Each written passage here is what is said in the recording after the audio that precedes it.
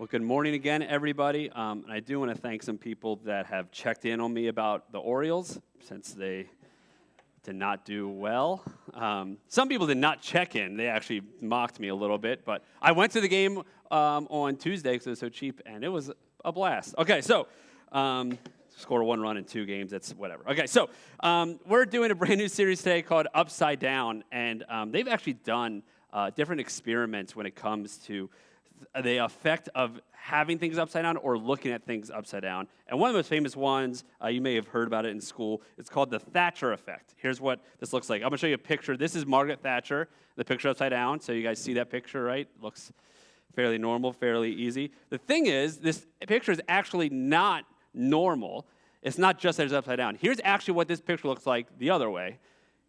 It looks like a serial killer, right? So like you say, what's the problem? Here's what happens. When it's upside down, the eyes and the mouth were actually also upside down, so it made it look normal to us upside down, because what your brain does is it will naturally start to try to form and make a face of things. A lot of times you'll see things like an outlet and be like, oh, you see a face. Like our brain naturally does that.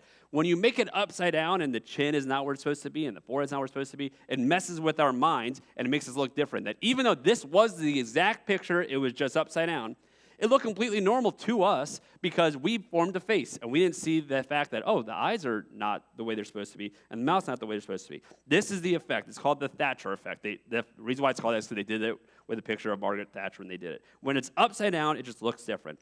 When we expect things to be a certain way, and something flips upside down, it can be very easy to miss it. It can be very easy to be a little resistant. Throughout this series, we're going to learn that the kingdom of Jesus is an upside-down kingdom.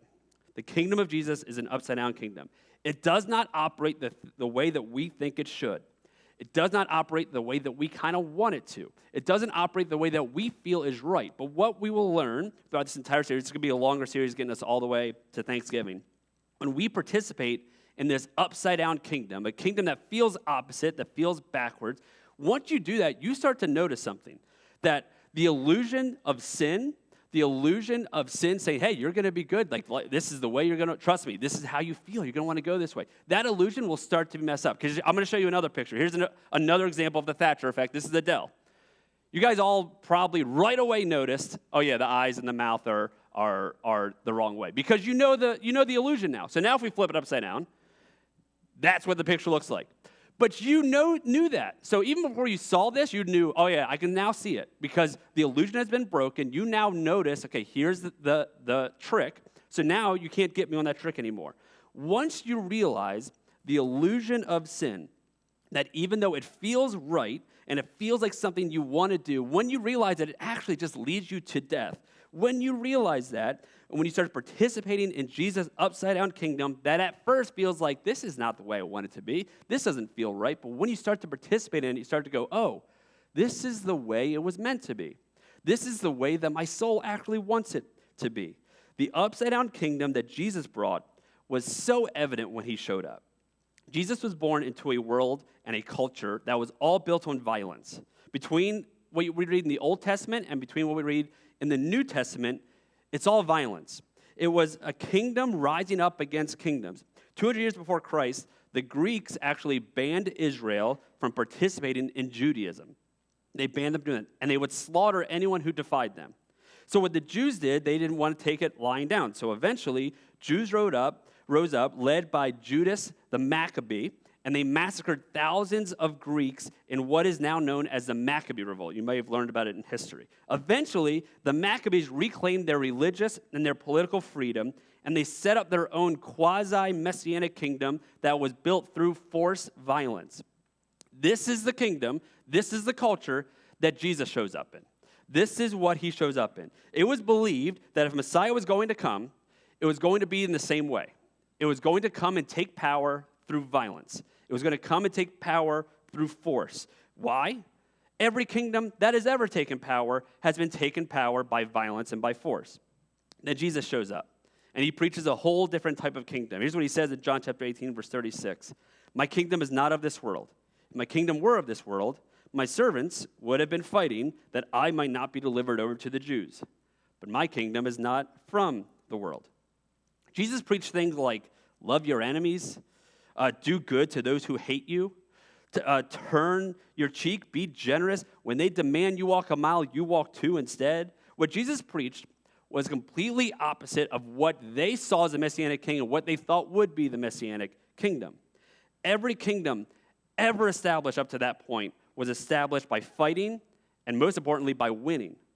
So when Jews started to report this Jesus guy to Rome, Rome probably laughed. Like, this is a guy who wants to take over through peace. He wants to take over by not being violent. Okay, good luck with that. Like, they probably didn't even think much about it. He was no threat to any kingdom because he was preaching a mindset that would never win, a mindset that would never get past them. I like how Preston Sprinkle says it. He says it this way. Here's the quote. It'll be on the screen. It says, "It is through being defeated by earthly powers that Jesus conquered the spiritual forces of evil and set up his kingdom.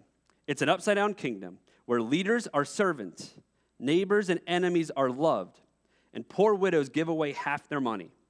Under the lordship of King Jesus, humility is exalted. The first shall be last. Offenders are forgiven 70 times 7, and ethnic outsiders kneel down to help the half-dead strangers lying in a ditch." The way of Jesus is countercultural. It is upside down and inside out, a kingdom where weakness is power, power is weakness, and suffering leads to glory. This is the kingdom that Jesus came to set. It's upside down. It's opposite of how we want to live and how we think it should work. But this is the kingdom that we are invited to participate in. Here's what's amazing about this upside-down kingdom ethic.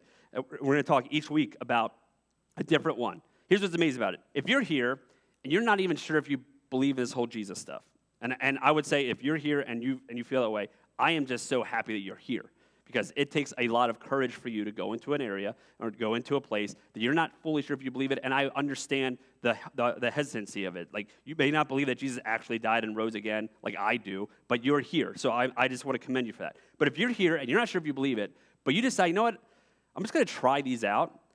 At first, it will be hard, but over time, you're going to learn, oh, it's actually a better way for me to live. Oh, there's actually something to this.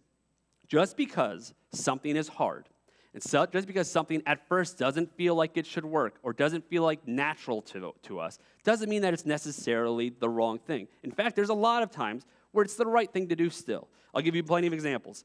I don't like eating healthy. I hate it. Fried food's delicious. Pizza's delicious, right? Like sugar, I could eat dessert every single night. My kids expect to eat dessert every single night. I don't know where that came from. They think it's a prize for eating. Like, why? Anyways, but once you start to eat healthy, you're not going to want to do it. It's like, I don't want to do that because I like, soda tastes delicious, water's boring. Like, that's what's going to happen. But over time, when you eventually do, you're going to be like, oh, wait, I feel better. Wonder why? Because just because it's hard doesn't mean you shouldn't do it. Just because it's not how you feel doesn't mean you shouldn't do it. If you ever worked out, sometimes, first time I started working out, I hated it. I didn't like doing it. But over time, you eventually start to go, oh, it's actually good for me. I feel better as a person. And then all of a sudden, you're like, oh, I kind of like this because it's actually what you're made to do.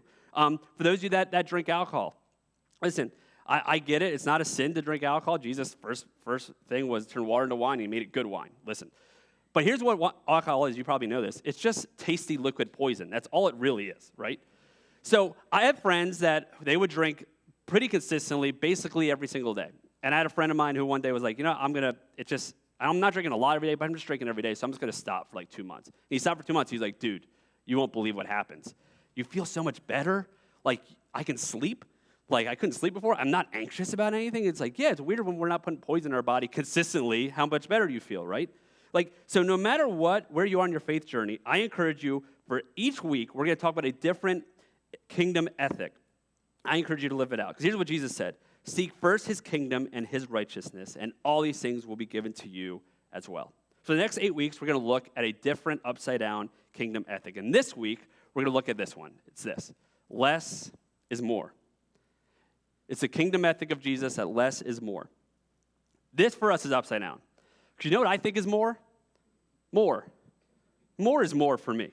With money, more is more. And we need more. No matter how much money you make, you'd probably like a little bit more.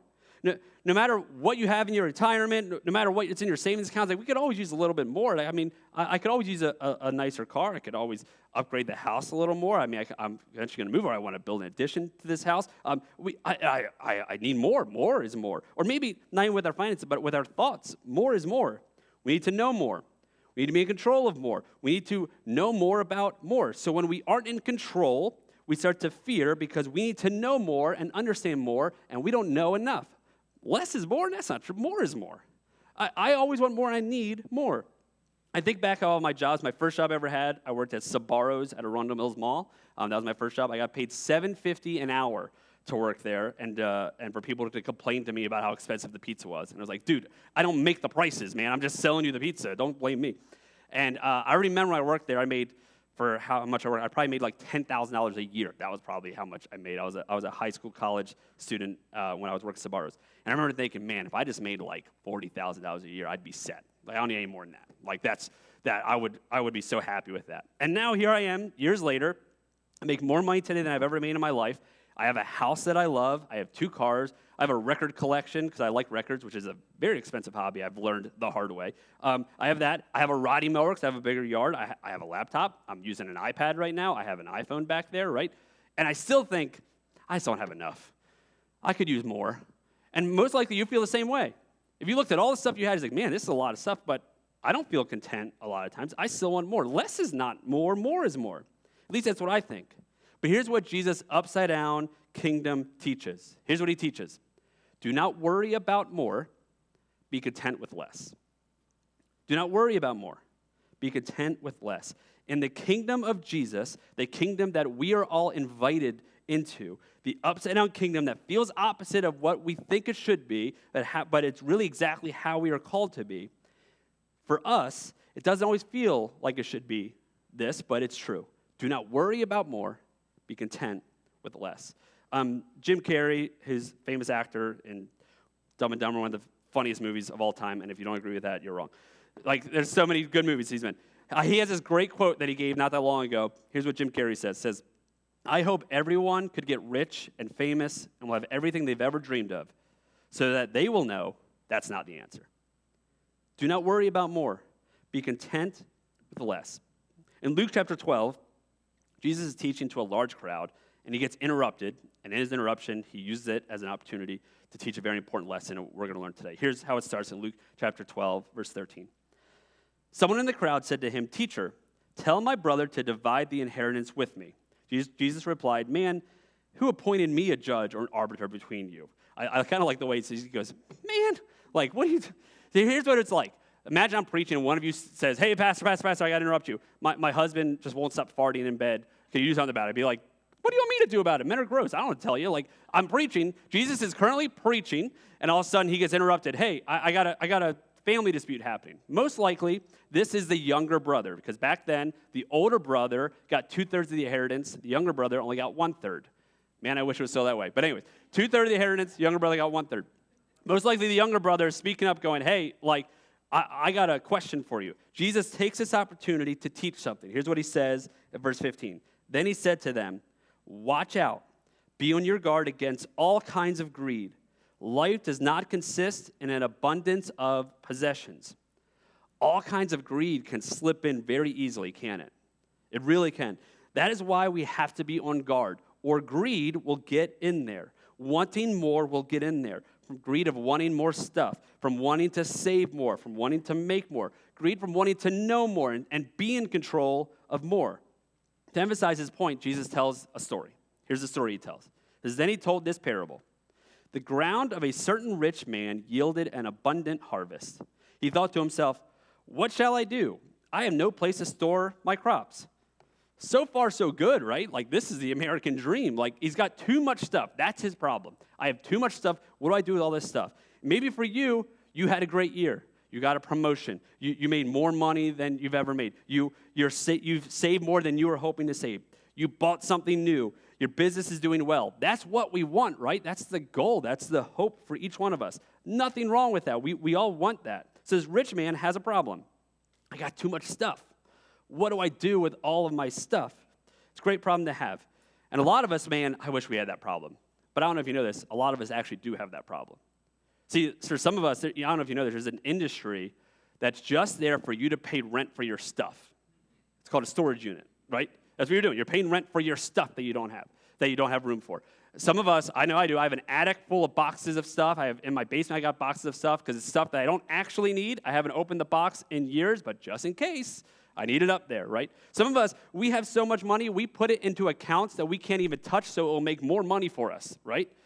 Some of us, that's the same problem. This rich man, he has this problem. Too much stuff. Jesus continues. Then he said, this is what I'll do.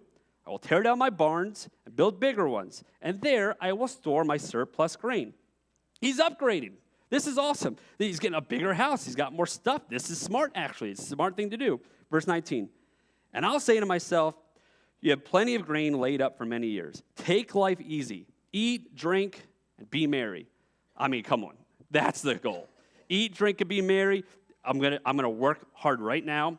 I'm going to save really well. I'm going to build my 401k. I'm going to make sure my kids can go to college. I'm going to do everything I can. So one day, I will get to the end of my life, and I can go on vacation to Bahamas. I won't have to worry about money at all. I will go to Florida and live, and I will I'm going to get this tattooed on me. Eat, drink, and be merry. I've done everything I need to do. I am ready to go. I don't know if you've ever heard this saying that I've heard retirees use. The saying is ski. I don't know if you know what that is. It's called spending kids' inheritance. Some of the people, it's like, I'm just going to spend it all. You know what I mean? Like, eat, drink, and be merry. Why not? This sounds great. I'm doing what I need to do. So here's this man. All right, I'm going to do this. I'm going to store it all there. I'm ready to go. I'm all set. Verse 20. But God said to him, you fool, this very night your life will be demanded from you. Then who will get what you prepared for yourself? This is how it will be with whoever stores up things for themselves, but is not rich towards God. Hold up, Jesus. Are you saying that you are going to kill this person for having a lot of stuff? That didn't seem fair to me. Just this week, I have a friend of ours who's a financial advisor. We met with our financial advisor to see, okay, how much money we need to save in order to retire one day, which even though I don't know if I'll ever retire, but let's say, how much money do you save? The Church Nazarene, we found, has a pension for pastors. It's $250 that you get a year when you retire. So I don't have a pension. So I was like, hey, what do we have to do to save, right? So Jesus, are you saying you're going to strike me dead for me and my financial advisor to try to figure out how I'm going to retire one day? Is that what you're saying here? Nope, it's not what this verse means. Well, Jesus, are you saying that God just wants my money, and if I don't give money to God, that he's going to kill me? That's not what this verse means either. Here is what Jesus is saying. You can write this down. Don't focus on now more than you focus on eternity. We are a fool if we are only living for today or for tomorrow, but don't give any thought to eternity. How foolish is it for us to work and work, to grind and grind, to save and to save, to do everything we can, to try to work as hard as we can to save one day for something that we may never use, to save one day for something that your kids are going to spend. You're not even going to spend it. To spend all this time, to do all this work, and focus on now, but don't focus at all on eternity. How foolish is it? Is Jesus saying that saving is bad? No, he's not saying that. Proverbs 13:22 says that a good person leaves an inheritance for his children's children. It's good for you to save. You actually should be responsible with your money and with your stuff, with your savings. There's nothing wrong with that. You should do that. Jesus isn't saying that retirement is bad. He isn't saying that being smart and responsible with your money is bad. Jesus isn't saying you can't have stuff and you can't enjoy the stuff that you have. None of that is the point. The point he is making is that you should not be so fixated on the here and now. You should not be so fixated on the pursuit of more and more and more. Do not be so fixated on what is temporary here and take your eyes off the kingdom of God. Because see, money is amoral. Here's what that means. Money is not moral or immoral. It can't be. It's neutral. It's what you do with your money that makes it moral or immoral. Money just makes you more of what you already are. Here's what that means. If you're generous today without money, you'll be generous when you get money. And if you're greedy today without money, you will be greedy when you get money. It just makes you more of what you already are. More is not more. Less is more. Here's something I think is important for us to understand. You cannot be content and greedy at the same time. These aren't just opposites. They're competing with each other, contentment and being greedy. See, greed replaces God with the desire for more. and it will always leave you disappointed. Contentment recognizes who is in control and surrenders it to the one who is in control. So imagine this. Let's say you have your financial goals and you reach every single one of them. You had a certain amount you wanted in your 401k, and you got there. You had a certain amount you wanted to put in your kids' retirement, you got it there. You wanted to build this addition to the house, you were able to do that. You paid off all your debts, you did all that. Like everything you dreamed of in your finances, you got it, and you did all of it, and here you are, you've every single part. Your kids' colleges are paid for, the weddings are paid for, you got all the cars you need, you have more money in your savings account you know what to do with, and your retirement's set, you're good to go. Let me ask you a question. Then what? Then what's next? Because here's what you will find. It won't fulfill you as much as you thought it would. Why? It's not meant to. Your stuff, your money, it was never meant to fulfill you. Greed tells you that one day when you get it all, you will be fulfilled. It's a lie. I know that's how we feel, and we think, yeah, it might be easy to say, but for the people that have a lot more money, no, it's not going to fulfill you. You were not made for now. You were not made for stuff. You were not made for the pursuit of more. You were made for eternity. Temporary can never replace eternity. It will never replace it. You will never be satisfied when your desire is eternity. Greed makes you pursue temporary, convincing you that it is a better substitute for eternity, but it isn't. Listen, I hope you get to all your financial goals. I hope whatever your financial goals are, that you get there and you're able to save the amount you want, and I hope that. That's a good thing. But remember, if that's your only goal, think, then when I do it, I'm going to be content. It'll never happen. Temporary can never replace eternity. More is not more. Less is more. Do not worry about more. Be content with less. So Jesus tells this story, and then he talks to his disciples directly. Here's what he says to his disciples, verse 22. Then Jesus said to his disciples, "Therefore I tell you, do not worry about your life, what you will eat, or about your body, what you will wear. For life is more than food, and the body more than clothes." So whenever you live for more, you're always going to worry, because you'll never have enough. Whenever, it's always about more. But Jesus says, do not worry about more, be content with less. Skipping down to verse 29, he says this, "And do not set your heart on what you will eat or drink. Do not worry about it. For the pagan world runs after all such things, and your Father knows that you need them. But seek his kingdom, and these things will be given to you as well." See, in other kingdoms, more is more. In the pagan kingdoms, like Jesus said, more is more. But not in this kingdom. In this kingdom, less is more. Once you start pursuing the constant chase of more and more and more, hoping that more will satisfy you, will learn that all you're going to do is crave more. So you're never going to get it. In the upside-down kingdom that Jesus is bringing, you're content with less, because what is here is never meant to satisfy you. It will never satisfy you, and you understand that. So we'll be content with less, and we're not going to chase more. Don't worry about more. Be content with less. Let me ask you a question. Would you rather make double the amount you make right now, 10 times the amount you make right now, whatever that number is, 10 times the amount that you make right now, but you're never content? But you make a lot more, 10 times the amount. You'll never have to worry about money again, but you're not content. Or would you rather make a lot less, but you're content? Almost every one of us would be like, money would be nice, but if I'm not happy or content with it, then I don't need that, so I'll choose this. I have good news for you. You can do that right now. You don't have to make that money. You can do that right now. I don't care how much money you make. I don't care how much debt you're in. I don't care what you need to have goals. I get it. You can be content right now with however much or however little you make. Here's why. It's not a stuff issue. It's not a money issue. It's not a security issue. It's a heart issue.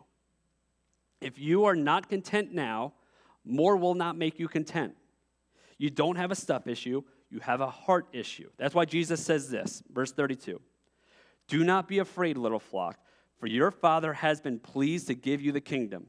Sell your possessions and give to the poor.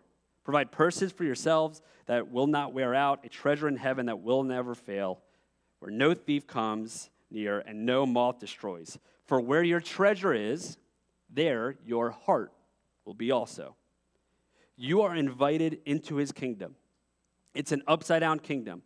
So wherever you want your heart to be, put your treasure there. Here's how that looks practically. And I'm going to be as practical and as blunt as I can be.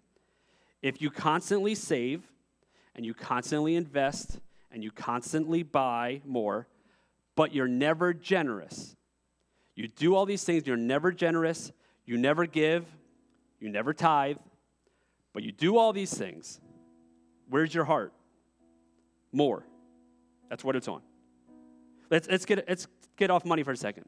If you're constantly grabbing onto control in your thoughts, constantly fearing what you don't know or worrying about what you do not know, where's your heart? More. At the end of the day, God doesn't want you to be trapped by greed.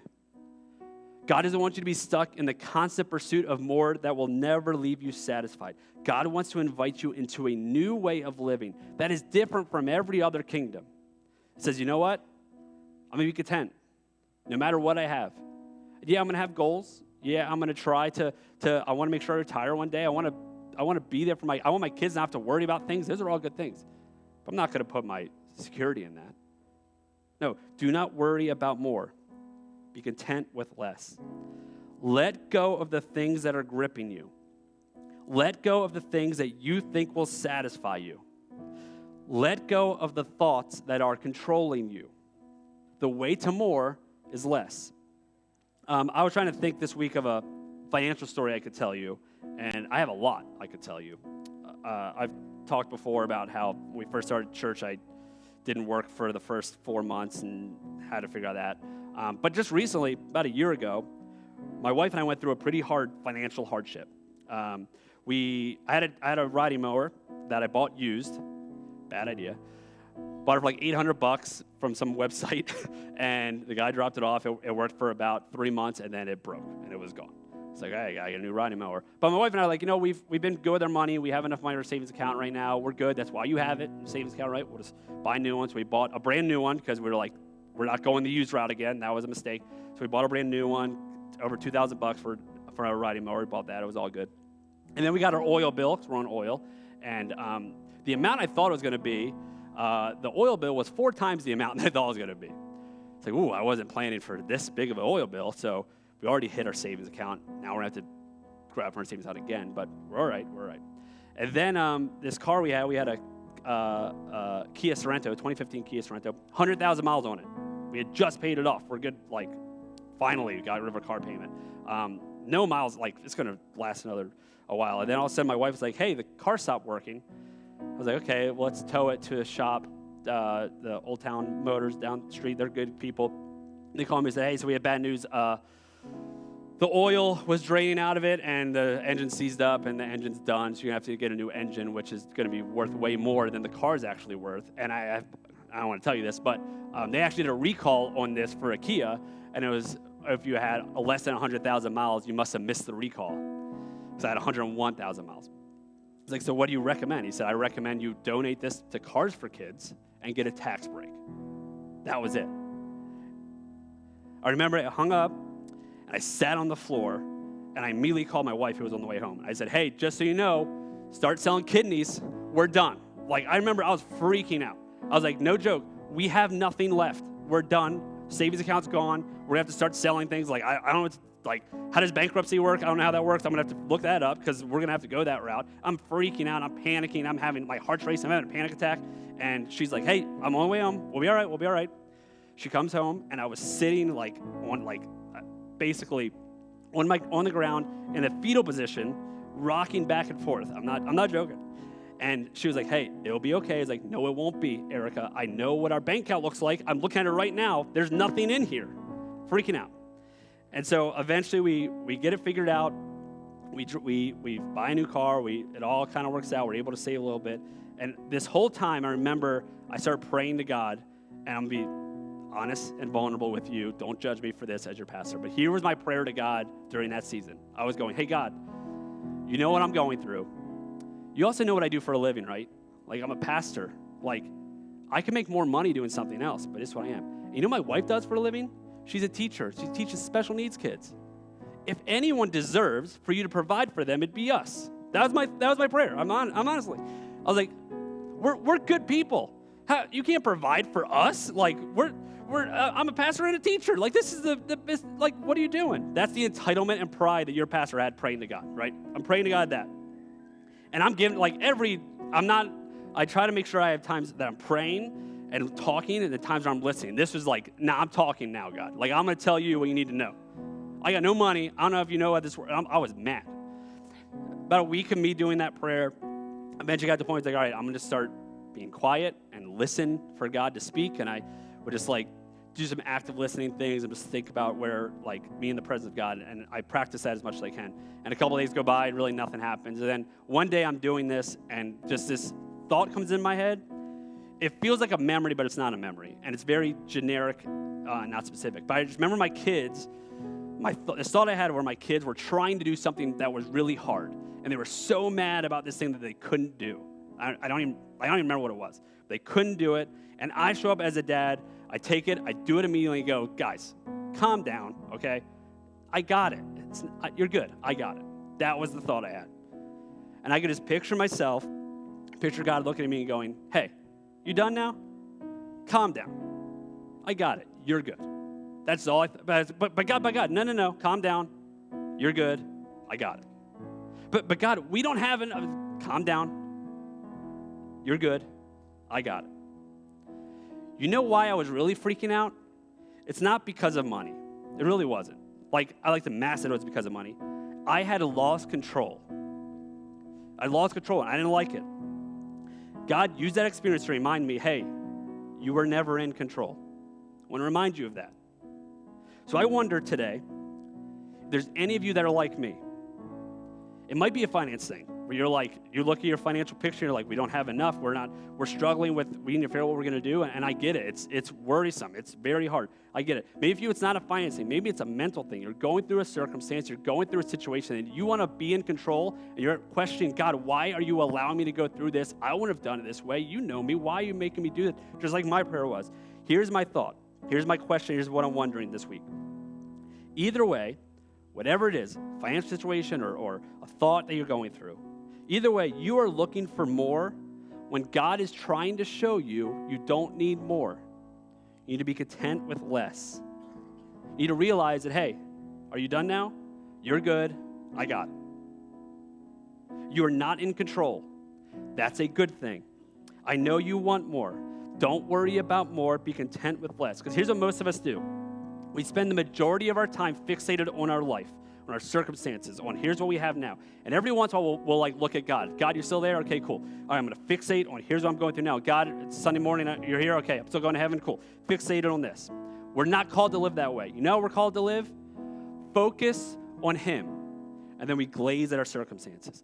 Focus on Him, and we go, okay, I still got to figure out this responsibility, but you are the one that I'm focusing on first. I'm fixating my eyes on you. And yep, I got to figure out my budget. I got to figure out what's going on in this, but I'm fixating my eyes on you, and I'm surrendering every aspect of me to you. That is what we're called to do. Do not worry about more. Be content with less. It's easy to say. It's a lot harder to live. And sometimes the blessing God gives you is He takes away. You're going to have to be content because I'm taking it away. You're going to have to be content because there's a situation that's happening you can't do anything about it. You're going to have to be content. That's a blessing that God has given us. So here's what I want to do as we close today. Worship team, you can start coming on up. We're going to play this. It's a new song. You're going to hear this song every week for the next 8 weeks. It's our theme song of this series. What I want to invite you to do while this song is playing is take this opportunity for you to be in the presence of God with whatever you brought. Maybe you are here today and you have that financial situation that you've been thinking about this whole time. Right now, maybe you've been praying the same prayers I have been praying. Right now, I want you to give that to God. Say, God, I'm surrendering this to you during this song. Maybe for you, it's not a financial situation. Maybe it's something else in your life. It's a worry that you've had. I want you to give it to God right now. Take this moment while this song is playing, while these lyrics are happening, while the music's happening, to say, God, I'm going to be content with less. I'm going to surrender it to you. I can't control it anyways. Thank you for reminding me that I'm not in control of this anyways, and I'm going to give it over to you. Let's pray. God, we thank you that you are the God who invites us to participate in your kingdom. That invites us into a new way of living. So God, I pray that you remind us that more is not more, less is more. That we could be content right now, no matter what's happening in our life, no matter what our bank account looks like, no matter what fears or worries we have right now, we can be content because we have you. God, I pray that you remind us that you are the God who knows what we are going through. You are the God who mourns with us. You are the God who is there for us, and you are the God who has it covered. So God, I pray that right now you help each one of us to release it. Help us, speak to us, to whatever it is that you need us to do next, to release it, to show that we are content. God, I pray that you help us right now, in this moment, to stop fixating our eyes on our life circumstance, but to fixate our eyes on you. Thank you for this love. In your son's name, amen.